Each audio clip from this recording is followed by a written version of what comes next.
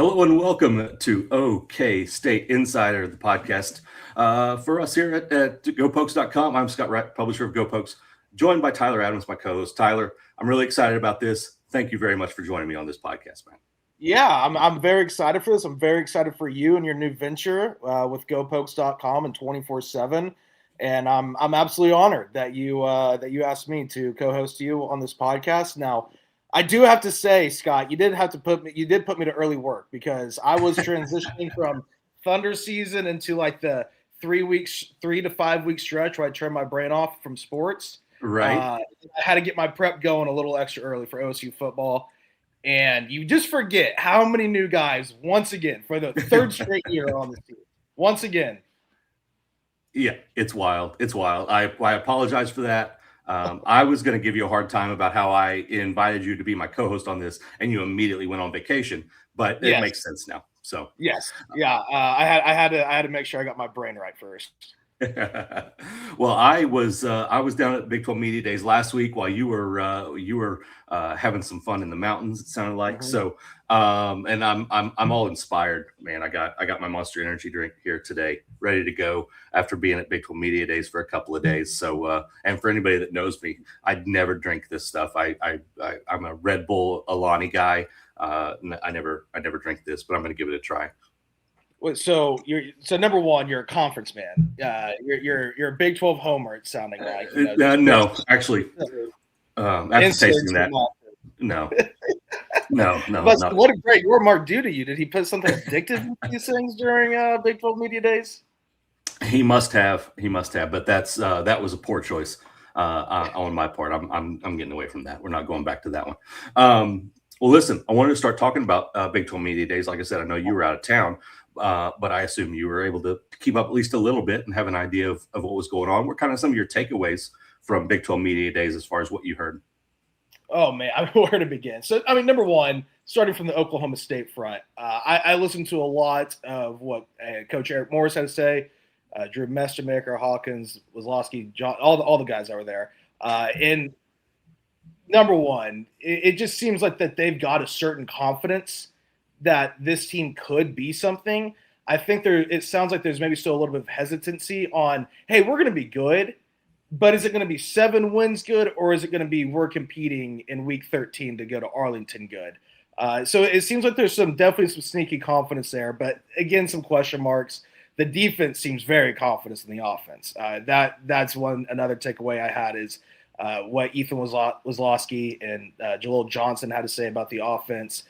So they seem to be very confident on that side. We'll talk about the defense, I'm sure. I know nothing about them. I don't think any of us know nothing about them. But so from the Oklahoma State front, it seems like a sneaky confidence. And then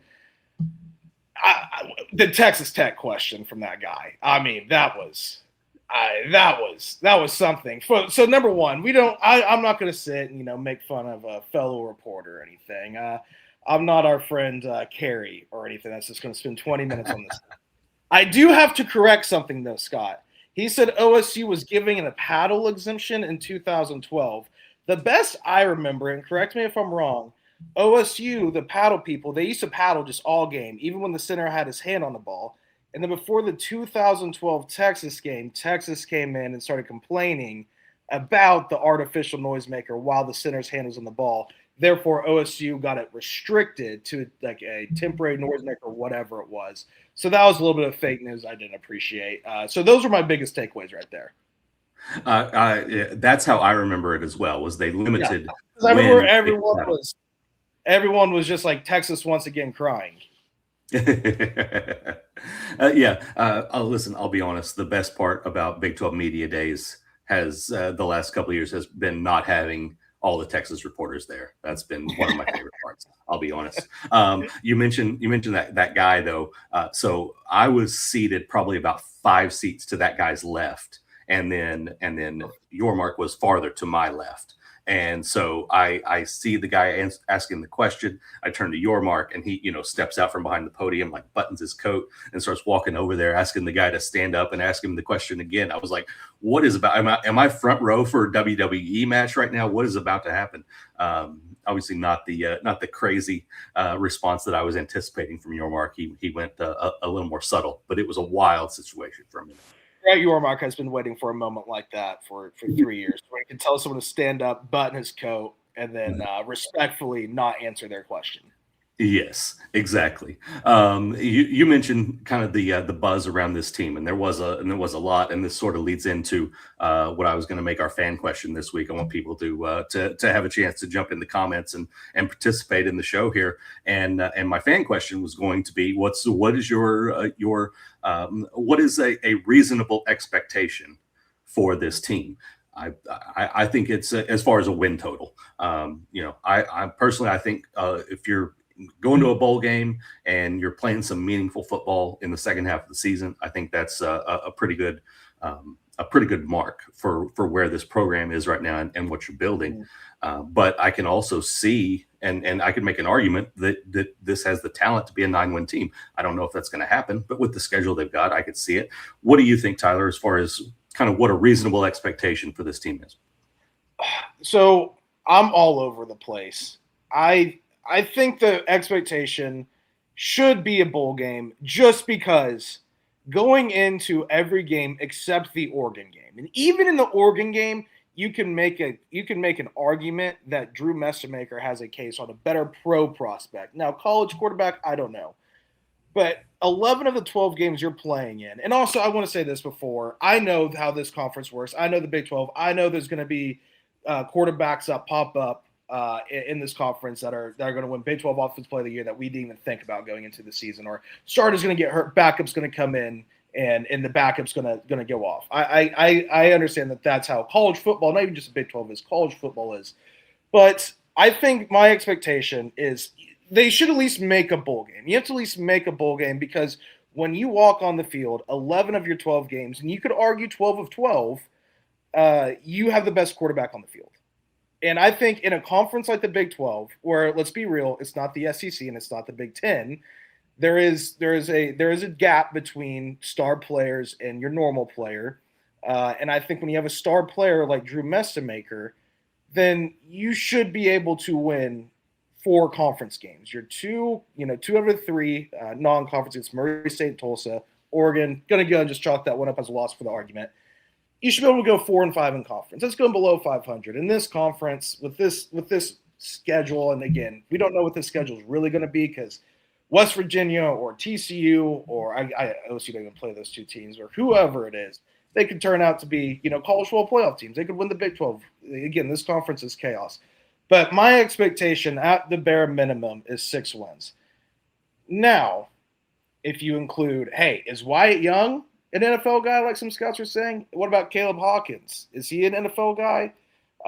This offensive line, that's another big question mark with all this. But if that offensive line can be meshed to a decent offensive line, I think this team could win 8 games, 9 games, and it's not crazy to say at all. Would I bet on it? I'd maybe bet on 8. I don't know about 9. But I think the expectation for this team, just because of Drew Messamaker, should be 6 wins. Yeah, I agree.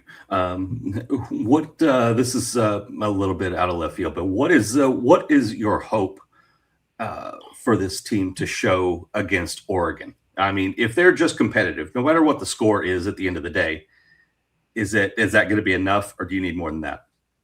Well, my hope, I mean, the OSU is win the game, and oh boy, we're off and running, and this podcast is getting 10,000 views because I'm right.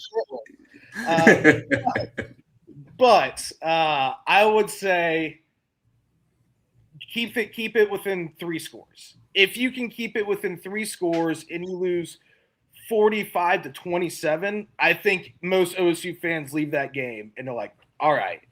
Because if you go from 69-3 was it last year, 69-6, whatever it was. You're right. If you go from that to keeping it within 3 scores and maybe held in the 4th quarter, you're thinking, hey, if we get a turnover here, we're in this game, we have a chance. So I would say just keep it within 3 scores and just don't totally embarrass yourself, because Oregon is a team that could be in the semifinals or even win the national championship. I mean, they're that level of good. Dante Moore is going to just take another step. What Dan Lanning has done is remarkable there. I mean, I say remarkable. I mean, it's Oregon, but he's done an excellent job. NFL guys everywhere. So I think if you leave Boone Pickens Stadium, you're like, hey, OSU fought and they were competitive, and I'm not embarrassed. That's a win. Yeah, I agree. I got asked that on a radio show this week, and was like, I mean, it was what 21-0, like 2 minutes into that game or something up in Eugene last year. If you can, I can't remember if it was Flores or Rangel or whoever it was for the back-to-back pick sixes in the third quarter. Right. I don't think I've ever seen the back-to-back pick six, and I've watched a lot of football in my day. And it was almost identical plays too. I listen, same part of the field. Yeah, I was one of the bigger supporters of Zane Flores up until the end, but that was tough to watch because it was an exact repeat of the moment he had just had. So yeah, that was rough. It was no way to live. Last year was no way to live. That was no. Ooh. No, that was really rough. All right, over at gopokes.com, got some questions from readers over there that I wanted us to get to because I think we got some interesting stuff. Tony asks, what are your thoughts or expectations for the offensive line, which I think is a fascinating question. He says, I feel like there hasn't been much chatter about this unit. Know there are some injuries in the spring, and that might be a factor, but I'm curious who the anticipated starters are and what the rumblings around the program are for that group. I think that there's not been a lot of chatter because nobody really knows what to expect. And you could say that about a lot of position groups, but offensive line in particular, you're trying to figure out 5 guys and then 5 backups. And you've got all these guys that I think could contend for starting jobs, but maybe not. And, you got guys that could play guard or tackle. You got all these different things. I would say, I think Tyler Mercer, the transfer from Kansas, who started his career at North Texas, I think he's the center. And beyond that, I really don't know. I could make a case for a lot of different guys at a lot of different spots, and I don't know what to expect. I think they can be good. You've got a lot of experience in that group, all these guys that have been starters at other places, even Power 4 programs, but I have no idea what to expect. What about you? I got nothing, Scott. There's one guy I'm excited about because I do think if he can stay healthy, injuries have been a concern for him throughout his career. Local kid Jacob Sexton, I'm confident he will be a starter. Do you think he's going to be a guard or do you think he's going to be a tackle? I think that's a big question right there. Because if you tell me that Jacob Sexton is playing guard, I think that's a positive sign that the coaches believe in this offensive line that they're going to be good. If you have Jacob Sexton as your guard. Yeah, because that tells me you've got somebody that you think is better at tackle, and exactly. He looks like a tackle, but yeah, if you're able to move him inside, and I kind of lean that direction, but again, really not sure what to expect. You got Ashton Lepo, the guy from Michigan State, who was really one of those injured guys for the majority of the spring. Pretty much every time that we got in to watch practice, he was in the green no contact jersey. So what can he do? Joseph Hansen is a guy that I'm really curious about. I think he could be a difference maker there at one of the tackle spots. Not even sure which one, but yeah. And then you get into the interior, and you've got guys like Jacoby Sexton and Louis Canepa that are holdovers from last year. You got Sexton, who you mentioned. I'm a big fan of Jacoby Sanders, so that's a guy that I really think could be a guy that steps in at one of those guard spots and is an important piece there. But there's just so many guys, and all those positions are open. I think Cody Krill is a good offensive line coach, but I have no idea how the pieces of this group are going to be put together. So it's going to be an adventure, I think, in preseason camp. Well, and another thing too, and I know there's a couple of North Texas guys that have come over, so if they start, then they have some continuity together. But one thing about offensive line, just throughout football, throughout history, is it has to be the most in sync group, and continuity matters so much when it comes to an offensive line, and because there's the minute details on, hey, I'm stepping 6 inches on the dot every time. So when you're the right tackle, and you're going inside, hey, or the left tackle going inside, like, hey, I'm stepping 6 inches on the dot every time. The left guard knows exactly where to put his foot, and they're not tripping over each other because they played 23 games together, and they played 10,000 snaps together throughout games and practice. So the continuity is such an important factor. Now, I think they have a benefit of this is a lot. There's a guys with a lot of experience here, so it's not a bunch of freshmen or redshirt freshmen coming Right. in and young guys coming in. It is some older guys with experience, but that is something that no matter what, even if you tell me this is going to be a good offensive line, there's going to be some times where they have growing pains, and you're going to see it early in the season, just because none of these guys have any continuity together outside the North Texas guys. And again, we don't even know who the starter is going to be, so we can't even say for certain that three of the five guys are North Texas guys. So that's just another thing that you need to keep your eye on with the offensive line is there's going to be some continuity issues, and there's going to be some little things that cause a big thing at a point. Yeah, it's going to happen. I definitely think a couple of those North Texas guys could fight their way in the starting lineup. Nelson or Dixon, one of those guys, I think definitely has a good shot at that. But yeah, it's just going to be a puzzle that Cody Curl has to put together, and like you said, that chemistry is the most important thing. So it's really tough. He has to take what he learned in spring and kind of apply that pretty quickly in fall camp, because you want to start getting those guys. You don't want to be mixing and matching positions a lot in preseason camp. You need to be, getting those guys on the same page as quick as possible. Exactly. All right. OkState 2014 says, what should we expect from the defense? Struggled to stop the run in the past couple of years. Will we see improvement there at least? Again, it's hard to really predict what this defense is going to be like. But I'll be honest, run defense is probably one of the things that I do have a little bit of a concern about, because I think defensive tackle is a little bit of a question mark. I think the linebackers are good. I don't know. It comes down to, are they getting clean looks at guys because the defensive tackles are holding their own, or are they, guys getting beat up front real quick and extra blockers coming in to take on the linebackers? So do you have any gut feeling about the defense in particular against the run? I think the secondary is the strong suit of this defense, and this is just me guessing, because just like the offensive line, we don't know. I mean, there's some returning guys with Fields and Jaleel Johnson and Cameron Epps, but the vast majority of these guys are going to be brand new guys, especially in defense when you rotating out so much more than you do on offense. I do think that the secondary of this team is going to be better, because I'm very high on LaDainian Fields just overall, even as a pro prospect. Quentin Hammond's coming in. He did come in from North Texas, right? I'm not crazy right now. Okay, I get confused where, like, which ones are North Texas guys, which ones are not. Quentin Hammond's coming in from North Texas. It makes me confident because Eric Morris wouldn't have recruited him if he didn't think he could play football. And then you got Mo Horn, transfer from Tech, I think. Yeah. Again, I started my prep I started this Sunday. I was like, I need to learn this roster. Like, I need to start breaking it down. So my brain's working right here. So, I mean, you got the secondary has some guys that played some big time football. I think, Ethan Lozowski at linebacker, I think he's probably going to lead the team in tackles. I mean, no doubt, linebacker, fifth-year senior. But I do think he's going to be the heart and soul of this defense. But then that defensive line, Scott, I don't know. I just don't know. I don't know. And like you said, the run game could be the concern of this defense, because we just simply don't know what that front seven, front six, whatever it's going to be, is going to look like.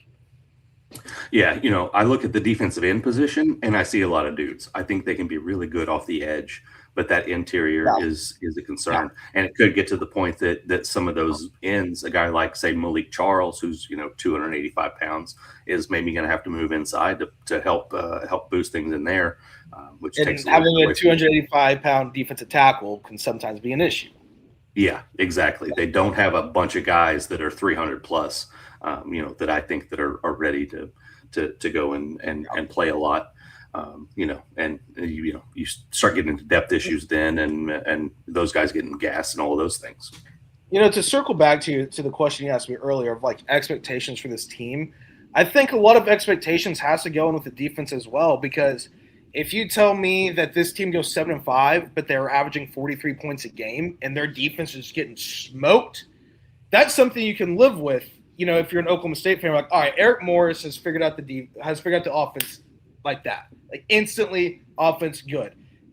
The defense would be something you'd have to put into a bigger perspective and say, hey, this team has won 4 games in the last 2 seasons. and you have a new coach, and this team in the Big 12 and Oklahoma State's not known for defense. It's not like they're a team that just, or a program that just has produced defensive talent after defensive talent. There's been great guys. The 21 team had a great defense, but that's few and far between compared to the offense. So I think it's one of those things that this team wins 7 games, 8 games, and they're averaging 37 points a game or whatever it is, just something crazy. But the defense is giving up 39 points a game. I think that's another thing you have to keep in with expectation of like, hey, the defense is going to be a lot more of a rebuild than the offense, and that's okay and that's expected. That's how this goes. Eric Morris is an offensive genius. He's not a guy that's going to be able to flip a defense around overnight. He needs to be able to flip a defense around in season 2 and season 3 in order to be a successful head coach, and I believe him and Skylar Cassidy will. But year one, expectations on defense should be very limited when you have an offensive head coach coming in. Yeah, and you factor in the fact that this offense is going to play so fast, probably in a lot of instances score really fast. You're going to have that defense right back on the field. It's going to be tough. And, I know that a lot of people have their concerns about Skylar Cassidy. I think he's a really good defensive coordinator and on the rise right now. I think it's a really good hire. The thing that actually was someone on the Go Pokes message board that mentioned this, but I've thought this as well. Go back and look at those 2018 and 2019 defenses with Jim Knowles, who we know what he has become and the genius that he was in 2020 and 21 especially, and then everything he's done since then in his career. Those first 2 defenses of his were not great. They were getting better, and they occasionally made some plays to help the Cowboys win some games, but they weren't great right out of the gate, and that's, I think, an important thing to remember as you're looking at what Skylar Cassidy is doing. So Scott, I had a really good friend in college that was a walk-on linebacker, and I remember talking to him in summer of 2019 after Jim Knowles' first season, and maybe first or second, I believe it was his first though, and I remember we were in a car driving to the lake, and this was during the middle of workouts and stuff, and he was talking about Jim Knowles, and he said, "I promise you, dude." He's like, if we can learn this guy's system, if the guys can develop on this, in 2 or 3 seasons, we're gonna have a top 10 defense in the country. And I was like, you are high, you are nuts. And sure enough, 2 seasons later, 3 seasons, I guess if you include 29, 2 seasons, 2 seasons later, they have a top 3 defense in the country. And that is just something I will never forget. So you also have to remember that defense is it's such more of an art than it can be than offense. Offense can be like, I have my system. This is my system. This is how we're going to execute it. I just need my quarterback. I just need to find my quarterback. Easier said than done. Defense, especially when you have guys that are just learning new systems 24/7, it can be a lot more of a build. Yeah, absolutely. And I'm fascinated to see how it looks for Skylar Cassidy over these next couple of years. All right. Jason asked us, you've been around some very good OSU teams throughout covering the Mike Gundy tenure. How does this team stack up talent-wise compared to some of those 10-win teams? I mean, again, it's just impossible to know when we haven't seen these guys on the field yet in a real situation altogether. And I'm going to steal this one from a buddy of mine because I think it's a really good analogy. And I don't even know how old you were in 2010, but or how closely you were paying attention. Okay. Yeah. But this feels a lot like the 2010 team in a lot of ways to me. Yeah. I think Mestemaker is farther along than Whedon was going into 2010. But I look at kind of the talent that they've got and kind of the hope that people have about it. And that's kind of the vibe that I get from this team a little bit. Is there anything that sticks out to you? Yeah. I think if we're talking talent wise, I mean, it sounds like this offense has a lot of talent. I mean, it sounds like this offense could, not saying it will, it could have 3 or 4 NFL guys on it in 3 years. I mean, if you're talking Drew Messemaker, Caleb Hawkins, Wyatt Young, and again, I guys like Jacob Sexton, he has the size, he has the skill, he has all of it there. Can he get it to gel? It's not, he's a guy that can be in the NFL. And, maybe another, I know you said you're high on Jacoby, what was his name? Jacoby Sanders. Jacoby Sanders. Jacoby Sanders. Just there could be a couple offensive line, but there's a chance, or even another one of these wide receivers like Justin Bowerick. offensive wise, it seems like this team could have 3 NFL players, or more or less. You just never know. So it seems like they should be able to be pretty competitive when you look at it on paper. But again, we just don't know what this offensive line is going to be. We have no idea what this defense is going to be. So on paper, it seems talent-wise, it seems like offensively, at least, it's up there with some of those Gundy, 10-win teams. I'm just not really ready to go there yet, but I mean, it gives you hope and it gives you promise at least. Yeah, absolutely. I get asked a lot, hey, how's this team going to be? My response is always, they're going to be fun, because I really do think they're going to be fun. I think they're going to do a lot of things offensively that are going to make this team entertaining. Whether that results in 4 wins or 9 wins, I can't tell you what that's going to be. But it'll be better than last year. That's what I know. I know that for it. If it's not better than last year, then I'm quitting this podcast. I'm quitting the radio show. I'm moving to Alaska and I'm becoming a farmer that only cares about like Liverpool soccer. There you go. My life. Good plan. All right, man. So the listeners who are coming over from my old podcast at my old place of employment at the Oklahoman, which that podcast still belongs to them, but I'm taking one of my favorite ideas from that podcast with me, bringing it over here. It's the little thing we did at the end of the show every week. I had to give it a new name because they had some sponsorships over there, but we're going to call it the 6-shooter because there's 6 items involved, and I love numbers. Perfect. As people are familiar with it that remember it, there's 3 things about football, and then a 3-round draft at the end. We'll get to the draft in a minute, but the first thing we're going to do is talk about some of the guys that we're excited about, the most excited about on this football team. We're going to have an offensive guy, a defensive guy, and a wild card. Could be either side of the ball. If you want to go special teams, I don't know why you would, but that's available to you. So we'll start with that. We'll go one at a time. We'll start with the offense. Tyler, who is the offensive player on this team that you are most excited about? And it's fair to take Mestamaker. I'm not gonna bash you for that. I think it's just safe to say that maybe me and you both number 1 pick is Mestamaker. Mm-hmm. I think that's everybody's number 1 pick.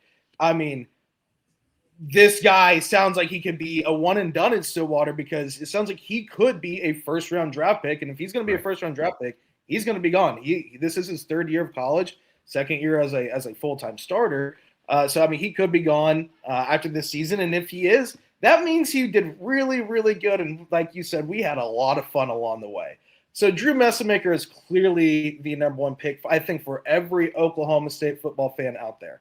But I am going to switch it up. I am going to say a guy we talked about earlier is Jacob, because I find it so intriguing. Just maybe this is me overthinking it. Maybe it's me not thinking enough about it. I don't know. If Jacob Sexton is playing, it's going to be where Jacob Sexton is ended up on the depth chart. If he's playing guard, left guard or left tackle, or maybe if he's even playing right guard or right tackle, not right guard, but right tackle, I think that's a very positive sign that this offensive line will be decent.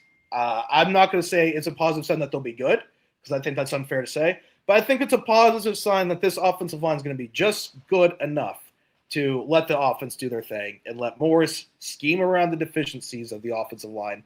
Because I think Jacob Sexton's a very good football player and a very large man as well. If you just look at his size, what is he, 6'6", 6'7", something along those lines. That if he's playing on the inside, and that means this offensive line is going to be big and they're going to be physical. And so I think Jacob Sexton is a player I'm really excited about. Again, local kid, Edmond guy. I'm from Edmond. Played at Oklahoma. He's been injured, and I just know he has a bunch of potential. Everyone that's been around the OU football program that's covered OU has always talked about the potential of Jacob Sexton. And now, he's in Stillwater, and maybe his potential comes to rise in Payne County. I like it. I like getting a little bit off of the beaten path there. That's a fun pick. I'm going to go with Chris Barnes, who he might be the 3rd best receiver on this team, but he's the one that I'm most intrigued by for 2 reasons. Number 1, he is small and fast, and I always enjoy a small, fast guy. That's always a lot of fun. And then this whole thing of him playing outside receiver, they wanted to keep Morris wanted to keep Wyatt Young on the inside because of that connection that he had with Mestamaker last year. And so he's willing to move a guy who's like 5'7" and 170 pounds to an outside receiver position. And from everything that we saw, it looks like an experiment that's going to work. And I think, you move that guy around, you can do so many different things with a guy like that, and give him a chance to go make some plays. We saw him, had the long touchdown, obviously, in the spring game, where he only had to beat one guy in that scenario. But, moments like that are going to happen with this kid. And he is a lot of fun. Like I said, it could be, Young and Bowick end up being the top two guys, and he's a third option. But I think that there are going to be plays where he just leaves people completely dumbfounded about how he made them, because he's so elusive, so quick, and just has a type of speed that you don't see a lot on the football field. A random thought just kind of popped in my mind, because I just started, you talk about Barnes play on the outside and, small, fast, fun. When we're sitting up in the press box, I guess it'd be week 2 against Oregon, because first game's in Tulsa. I'll be in Oklahoma City covering the game for the Sports Animal. But so whenever we're up at the press box, and I know you'll be at the Tulsa game, for week 2, and all the media are in there together, do you think there's going to be times where we get confused that OSU football is allowed to do the things that they do on offense because it's just gotten so stale the last few years? Like having a small outside receiver that's just going to be running all over the field before the play, and like I think we're all to look around at each other, maybe get dizzy and throw up or something. I don't know. It's going to be wild. There's going to be stuff that we're going to see, and yeah, we're absolutely going to think that we're at the wrong game, in the wrong stadium, whatever it is. It's been so long since we've seen some of this stuff. So yeah, because I mean that's the thing you forget with how bad the team's been the last 2 years. I mean, it was, the Ollie Gordon year was obviously unique and special in what he was able to do, but it wasn't like that offense was just going and putting 60 up everybody. Offense hasn't been like Mike Gundy, Oklahoma State offense, what we knew, what I grew up with, since the corn dog year. Right. In 2021, they had an awesome football team, but that was because of defense, and offense was just good enough to keep them in games and let them win games. But the offense hasn't been like, hey, we're going to get in a 47-49 shootout today. Since the corn dog days. Yeah, exactly. Not an official question of the 6-shooter, but where do you stand on corn dog? What was your take on him? My go. So Scott, here's the thing. That was my freshman year of college, 2018, which was probably the most fun I've ever had in my life. Was my freshman year of college, and yes, I made grades. I made grades that made mom and dad happy. I don't know how I did it. I think it's because of all gen ed courses. But I did have to like kind of slow myself down, because I was just like, wee, all the time. And so therefore, corn dog gave me some of my most fun memories. That Texas game was one of the most fun nights of my life. It was my first homecoming as a student, rushed the field for the first time. And, just all the West Virginia game at the end of the season when West Virginia was top 10, the Missouri game and the bowl game. He gave me some very special moments as a student when I probably, in the best 2-3 month span of my life. So I will always be a corn dog defender. I'm right there with you. I was a big fan of that kid. He wasn't ever good to talk to. He didn't like doing the media stuff. He was a quiet, reserved kid, and wasn't going to just sit there and talk your ear off.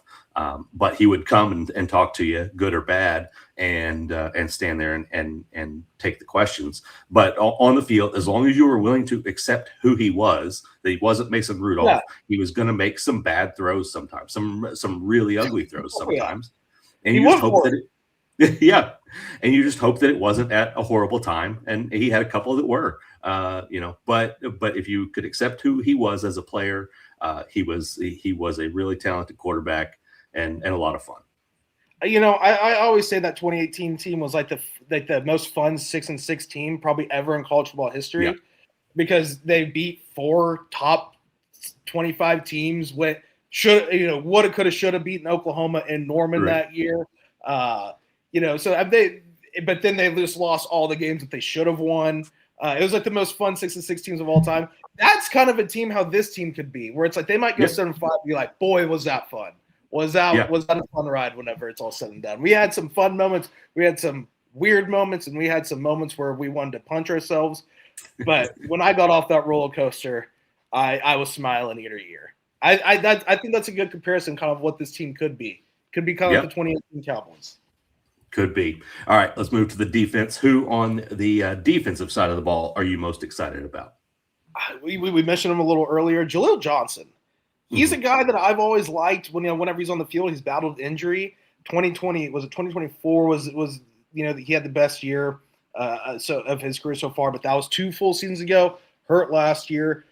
He's just a guy, redshirt senior, been in this program for 5 seasons now. So he's just a guy where I look at it, it's like if he can stay on the field and stay healthy in the defensive ends, Malik Charles and Deshaun Brown, all the 3 defensive ends coming back from the previous regime. So, but Jaleel Johnson, I've just always kind of had a weird man crush on. Just like this guy could be something. So I'm excited to watch him, and hopefully he can stay healthy. And him going to Big 12 Media Days was a testament to like this guy is a leader on that defense, and the coaches definitely believe in him. So I'm very excited to watch him play. Yeah, and Morris went all in talking about him at Big 12 Media Days, called him the most disruptive player on the defense during the spring. I really like him and James Williams paired up. Williams I think has a unique type of speed getting around the outside, and then Jaleel can be the speed guy around the edge, but he can also be a little more physical and kind of bull rush some guys. I think it's going to be a great combo when those two guys are out there on both ends. I'm going to go to a guy. This is probably more intrigue than excitement necessarily. But you mentioned Quentin Hammonds, who we did not get to see a lot of in spring. He was dealing with an injury, but he's a guy that was so important in that North Texas defense last year. He's about a 220-pound, nickelback type of guy. I think he's going to be kind of a third linebacker almost in some scenarios, but he still has the talent, the speed to be on the back end. I think he's going to be a real difference maker in this defense. I got really close to picking LaDainian Fields, who you also mentioned earlier. Yeah, he was my number 2, or he was my original pick, I should say. He ended up on my number 2 on the list. The only reason I put Jaleel Johnson over him is just because we saw LaDainian Fields last year.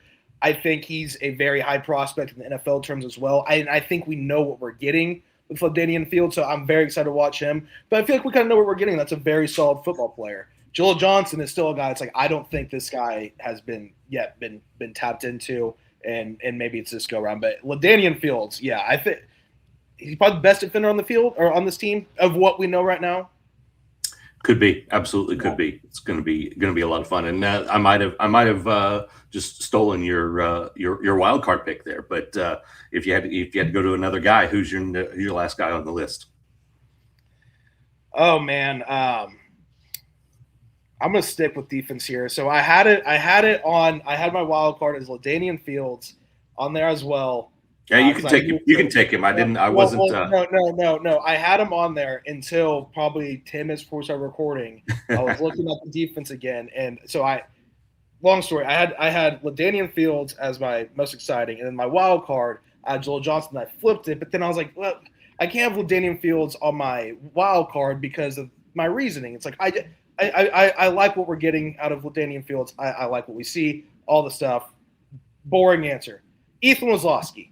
It's Ethan Wisniewski. What's this? He's been a 4-year guy at North Texas, very solid linebacker. Going to come in, be a captain of this team. How good does it translate to the Big 12? How much can he lead this defense? How much can he teach this defense to the other guys? Ethan Wisniewski is a guy that he might come in and he might be a guy that we look on in 7 years, and it's like, hey, that guy was here for 1 year, but he's a name that everybody still remembers around Stillwater because of what he was able to do to that 2026 defense and make them competent and lead OSU to Arlington or something because of the way he played. Like, is it a Malcolm? Not going to say he's Malcolm Rodriguez, but because that's best linebacker in Oklahoma State history, in my opinion. Nonetheless, it's Ethan Wisniewski just for so many different reasons. Good stuff. I like it. I really, he's a fun guy to talk to. Just a little bit of a nut. Yeah. I love it. It's how you want your linebacker. Yeah, exactly. You want them to be a little bit off, right? All the time. But yeah, that's I think a great pick. For mine, I kind of wanted to go with Caleb Hawkins, but it felt a little too much like Mestemaker. Like it was a little too easy because I do think he's going to be really good. every OSU fan, every OSU reporter, every OSU football player, everyone that watches OSU football is excited for the big three of Hawkins, Wyatt Young, and Drew Messmaker. Yeah, exactly. So I'm actually going to go back to the secondary and take another corner in Mo Horn. An Oklahoma kid. Watched him a little bit coming up in Broken Arrow. Goes out to Tech and it has a pretty solid career. And I think that this is it's coming at the exact right time for him to just kind of blossom. And I think this scenario is going to be perfect for him. And so I really am looking forward to seeing what he can do on that opposite corner. I think between him, Fields, and then Colin Lewis, who came up from North Texas, I think you've got a trio of corners right there that are all going to be really solid. So I think that's going to end up being a kind of a sneaky good position. Those guys are just going to be left on an island a lot. They're going to get burned sometimes, and you're going to wonder what's going on. But overall, at the end of the year, I think we're going to look back and say that the corners were pretty good on this team. Yeah, I mean, we talked about it earlier. I'm not confident in a lot of things on this defense just because I don't know. I should say confident. I'm suspect of everything. If there was one thing I'm confident in, it's the secondary, just because the experience of these guys, and everything we have mentioned about the secondary. You also have Cale Smith and Cameron Epps coming back, which we know at minimum are solid ball players, even if they are backup guys. So I'm pretty solid. I'm pretty comfortable in saying this secondary will be the strong suit of this defense. And I hope I'm wrong, because then that means the front seven is super good, and I think this defense then could take off, and then me and you are booking a flight to Scottsdale for Fiesta Bowl or something. Hey, I like it. I love Scottsdale, so I'm all in on that. You're going to learn stuff. You already know this about me. But you're going to see it way more. I will talk myself just at random times into complete irrationality. I'll be predicting the national championship probably like on the third or fourth episode at some point, where my brain I'll just think about, well, if this happens and this happens and this happens, playoff. Right. That's how it works. Good. That's great. I love it. All right. Well, that brings us to the draft. And now I brought up one point asking not knowing how old you were in 2010. I know that there are going to be a lot of moments on this podcast where the age difference is going to impact a lot of things. And I work with olds. It's all right, Scott. Okay, good. I appreciate it, but I wanted to go ahead and rip the Band-Aid off and just establish this right off the rip here with this. And so our draft is going to be favorite cartoons of your childhood. And now listen, I have a 17-year-old son, so I'm fully prepared for you to talk about childhood cartoons that I watched with my child, and that's going to be a little bit of a trip for me, but I'll live with it. So with that, let's jump right into it. The first pick is yours, Tyler. I mean, the clear one for anyone from my age to your son's age to my cousin who's 9 years old age, SpongeBob. It's SpongeBob SquarePants. He is the number one iconic cartoon for kids that I can remember. He's on a 30-year run right now. It's SpongeBob SquarePants, just iconic. So much so that I probably only have watched 30% of the SpongeBob episodes because there's that many out there. Yeah, I can believe it. Because, like I said, the run that he's going on. I mean, I was in high school when he came out, and some of my friends, even at that time, there was some of the humor that we were like, okay, this is a pretty good show. So I get that. I absolutely get that. I might be going too far back with my first pick, but the cartoon that I was always the most obsessed with, the one that when I came home from school, if there wasn't a Cubs day game on WGN, which was my primary after school obsession, number 2 was Tom and Jerry. I was nuts for Tom and Jerry. It was by far my favorite. I saw a really weird fan theory the other day about how there's like midway through the series, there's this one episode where Tom dies as a result of one of the crazy antics that they're doing, and that the whole tone of the show shifts, and like Jerry becomes more confident and not as scared of Tom after that point. I might have to do a rewatch of Tom and Jerry to figure out if this is an accurate mannerisms switched up. Yeah, exactly. Tom and Jerry, I will say, is still an icon, is on an iconic run. I don't think they're still making episodes. There Right. could be 2026 Tom and Jerry. I Right. grew up watching Tom and Jerry, and like I said, I got a 9-year-old cousin, and I know he watches Tom and Jerry. So that's definitely, we'll give that one to you because that's definitely was very popular back in the 60s and 50s. Oh, wow. All right then.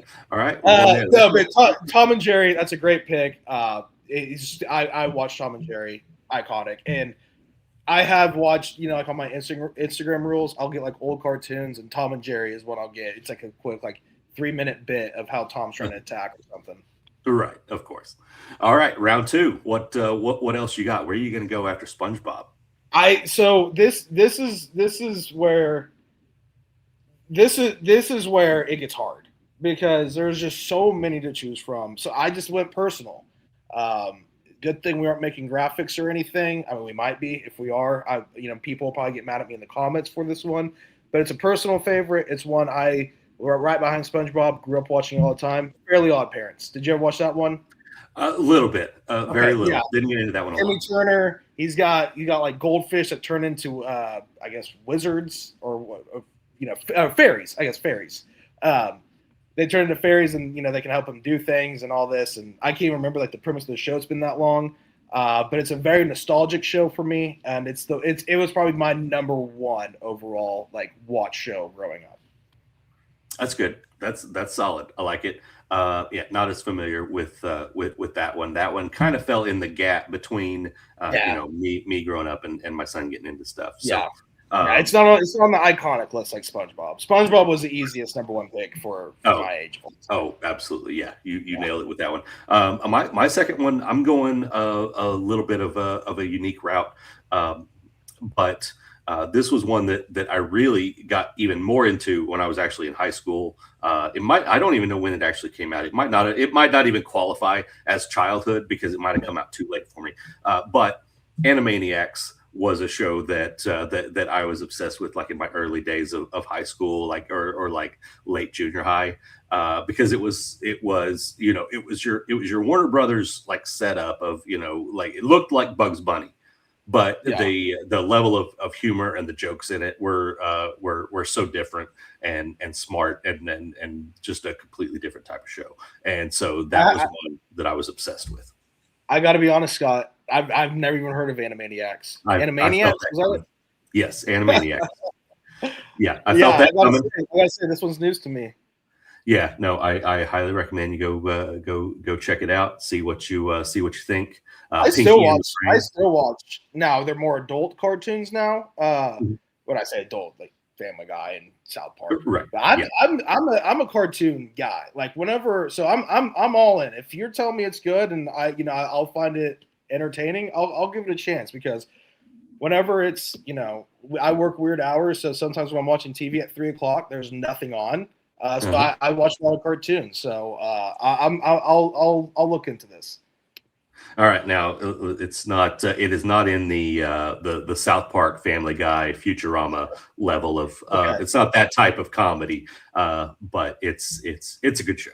I highly recommend it. They tried to reboot it a few years ago, but it wasn't quite the same. Didn't work.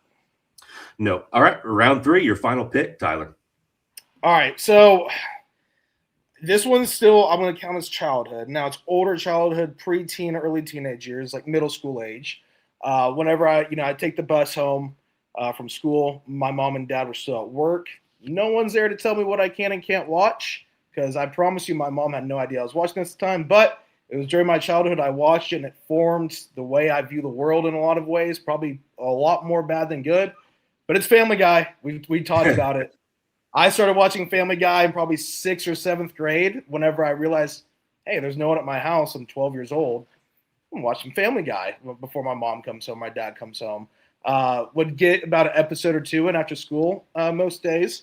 And so Family Guy, it shaped a lot of my comedy. I've noticed that over the years that Family Guy has shaped in what I find funny and what I don't find funny. And just my comedic style, not that I'm a comedian, but the way I enjoy humor and I express humor, a lot of it comes from Family Guy. So I had to include Family Guy on there. I wasn't watching it again at 7 years old like SpongeBob and Timmy Turner, but again, middle school, Family Guy was a big staple for me, and it's always a little adrenaline rush to wait to hear the garage door open, so I knew how to change the channel. I remember that feeling. I know that feeling well. And I'm enjoying Family Guy. I watched it some. I still watch it. Oh, I did. I'm watching it with my son now. I'm reintroducing him to some South Park and Family Guy and South Park is one. South Park is one too, where it's like South Park is probably. I'll pick South Park over Family Guy now, but I wasn't I didn't really watch South Park until I was probably in college. Yeah. And then I remember over COVID, I tried to binge all of South Park, and then I kind of went crazy from it because South Park's a show you can only watch like 2 or 3 episodes at a time, and then you kind of start to go crazy. It's like all the voices and stuff, and Right. But South Park and Family Guy are definitely my top 2 currently. Oh, absolutely. South Park came out when I was in college, and so I was obsessed with that from the start. It was perfect timing for me with that stuff. Yeah. And I saved one that's a little bit edgy as far as how it was viewed when it came out. When I was a kid. But I'm going to go with The Simpsons, which is obviously a legendary show. I honestly probably haven't watched more than a couple of episodes in the last 20 years, but it was appointment television on Sunday nights. I remember when the T-shirts came out and they were like talking about banning them at schools because it said hell or damn or something on it, and and that was like this. It was this huge to do about all the things that Bart Simpson was saying or doing, and it was crazy times. It was a great show and a lot of fun, and all the kids, maybe your parents let you watch it, maybe they didn't. So there was all that was going on back when it first came out. So I'll throw that one out there for my last pick. And just another, absolutely legendary. I've watched The Simpsons, know all the characters. I'm not like a diehard Simpsons fan. Like I said, I've watched it. I know the characters. I know the lore of the story, the lore of the show, and all that. With that said, if you're just to do a draft of all the cartoons in the world, Simpsons probably has to be number 1. Probably so. Iconic in America. Yes. And the fact that it shows like that or SpongeBob or South Park have continued to produce and still coming up with interesting storylines and entertaining shows is phenomenal to me. I love it so much. I don't get how some of these shows just for 30, like, how do you not run out of, I get you hire new writers, new ideas and stuff, but it's like 30 years for somebody, 40 years for The Simpsons, close, if not more. Yeah, no, it's crazy. It really is. All right, man. Well, I think we've done it. I think we have finished a podcast. So there we go. Great start. Great start to the show. Yeah. Again, if you would have, I'm very appreciative that you asked me. Genuinely, it means a lot to me. With that said, if I love you, Mike Gundy, I love you, Cale Gundy. If Gundy was a coach going into the season, I might have just declined your opportunities. I just don't know if I would have wanted to do this for a whole nother season. Yeah, I understand. So thank you, Eric Morris, for bringing life into all of us once again. Even if it goes poorly, even if this is the biggest bust of a hire of all time, right now I'm excited and I'm energized once again. And I couldn't have said the same thing if Gundy was still coaching. Understandable. I'm a Gundy guy. Right. I'm a Gundy guy through and through. Right. Will he have a statue? Let's say the next 5 years. Oh, yeah. Next 5 years? Next 5 years. He should. Yeah. I don't know though. Yeah. I think it's pretty. I think it should be Gundy Field at Blue Pickett Stadium, and he should have a statue. Like that's how I think it should be. Ring of Honor, all of it. He deserves it all. Yep. Yeah. Agreed. All right. I want to remind the fans, jump in the comments here on YouTube and put your expectation, your reasonable expectation, or just a win total, whatever you think the win total of this team is going to be. I like hearing that stuff. So, or if you want to jump in on the conversation about the players you're most excited about, feel free to do that as well. And I don't know how July will go for us here, Tyler, but we'll try to do these on a regular basis and then go weekly once we get into the season, because there's always going to be content for us to be discussing. So. Once again, Really appreciate it, Tyler. So we're like 54 minutes in. I haven't called you teabag once. I'm pretty proud of that. I'm trying really hard. Now, when you You get can me call me back on, teabag. when You you can get me call me back on the teabag. morning, okay. Well, when you get Yeah, me back on the yeah. morning animals on my Monday and Friday, 8:15 stuff, it's I gonna have be teabag all the time. So. I have so many different nicknames. So to my high school, my friends growing up, I have a nickname. For my college friends, I have a nickname. Now I have Teabag. I mean, I have 3 or 4 different names that I go by. So it's like call me whatever you see fit. All right. And Teabag has literally like 3 different nicknames with just bag. Tubag is Mhm. another one that's new. Tubag. So Teabag. I don't know. Yeah, I just listen to whatever sounds right. There you go. Good deal. All right, man. With that, we'll wrap it up, and we will see you next time on the OK State Insider Podcast.